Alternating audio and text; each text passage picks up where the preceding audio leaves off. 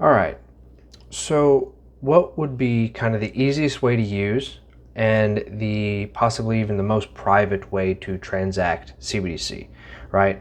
And where we're really going with this is the whole having no private keys, right, to use a central bank digital currency. Because we know from a recent paper published by the Office of Science Technology from the White House that they're probably going to go the whole PKC, public key cryptography route, right?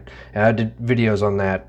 They're in the same playlist that this one will be in. I have a US CBDC design choices playlist, so you guys can just go there for all the other ones that I've gotten to so far.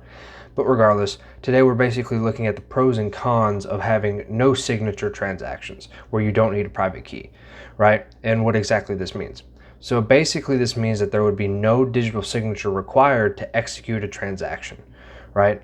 I should say valid transaction, right? So there's no kind of signed, so to say, verification of identity when you do the transactions, or at least for these types of transactions, because remember, access tiering will probably be in there in some form, so it might be below a certain threshold.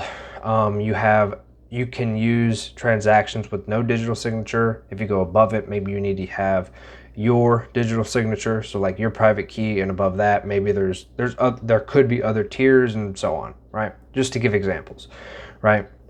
And so basically, if you think about it, by not having this private key, at least for these transactions or in general, this would basically rely or make the system rely on a custodian of some sort to provide a user account and access to funds, right? Because without the private key, there's kind of no proof of ownership, it seems, for you to be able to, before you can transact these, we'll say tokens for lack of a better term, CBDC tokens.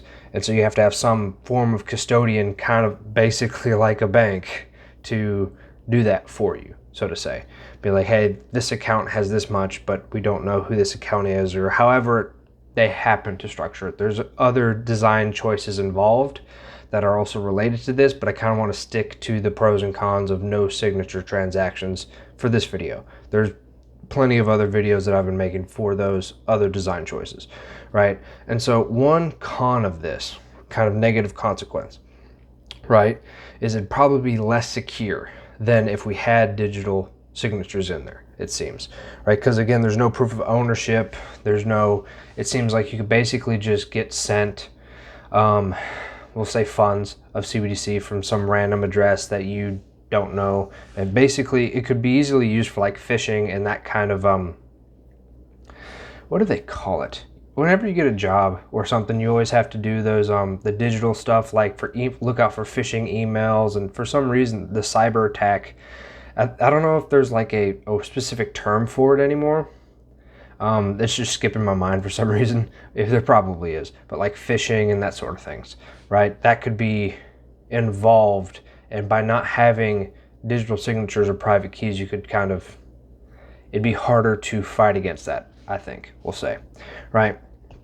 So again, there'll be no direct authentication of the transaction by the owner because there's no private keys, at least for these transactions, right? And again, fewer safeguards to prevent unauthorized transfer of CBDC, kind of what I was talking about with the whole phishing stuff and other scams, right? So another consequence would be it may limit improvements to the payment system because it's harder to introduce transaction programmability due to no proof of ownership, right? So basically, since they can't, or at least their argument, we'll say, is because there's no proof of ownership that like, hey, this is your CBDC or whatever, it'd be harder to introduce, and basically, how to put this nicely, because when you look at CBDCs, it's really kind of looking at the whole programmable money aspect of it, is really where this part is going, it seems. And again, these pros and cons are taken from that paper from the Office of Science Technology. It'll be in the description. I don't remember if I've said that in this video or not, but it'll be there to go over the stuff. So it's kind of taking their argument and trying to articulate it and kind of think through it for each individual kind of design choice, so to say, to gain a better understanding just in general.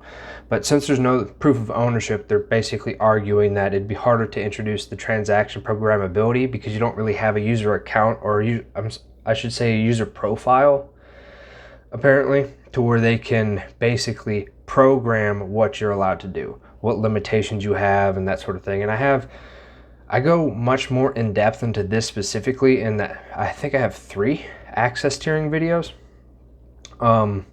So those would be, I'll put those as a card at some point around this time, make a note just so I don't forget, because I'm known for that stuff. But anyways, to those videos so it's easier for you guys to find, right?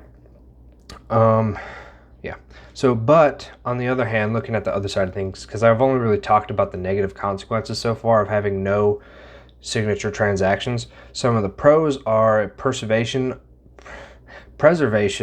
of the user's identity, basically from centralized entities, due to that lack of proof of ownership. And I kind of added this one. I don't think they actually put it in there. It doesn't seem like it's something they would.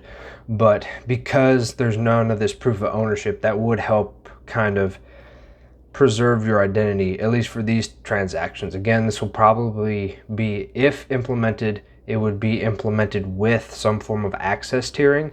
So maybe this is like anything below $20 or whatever, just throwing out a random number, right? To prove for proof of concept. That basically anything below this $20 threshold in terms of transaction, there's no digital signature required, and so they can't trace it to you or whatever, right? Whatever it happens to be. And there's going to be a lot of other like technicalities with the other design choices and just kind of technical standards in general that will muddy this stuff up a whole bunch. And whenever I come across that kind of stuff, I'll kind of go over it and try to make videos about that as well, just to kind of get it out there. But anyways, another pro would be it'd be easier to use due to lack of the private key generation for less tech savvy individuals.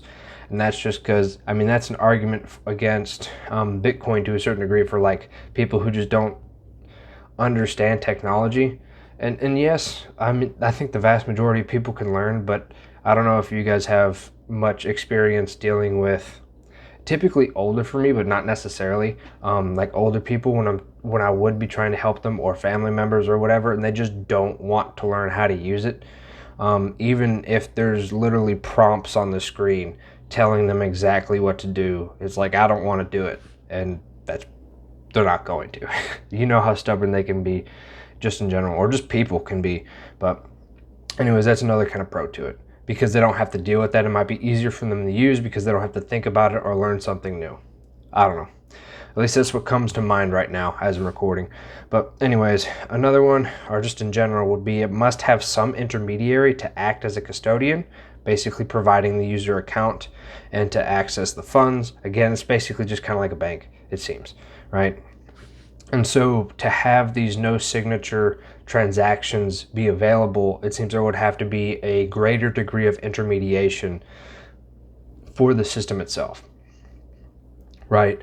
And so whether that be, you know, actually having intermediaries like the commercial, maybe this is a new role that commercial banks come in and fill, or whatever it happens to be, right?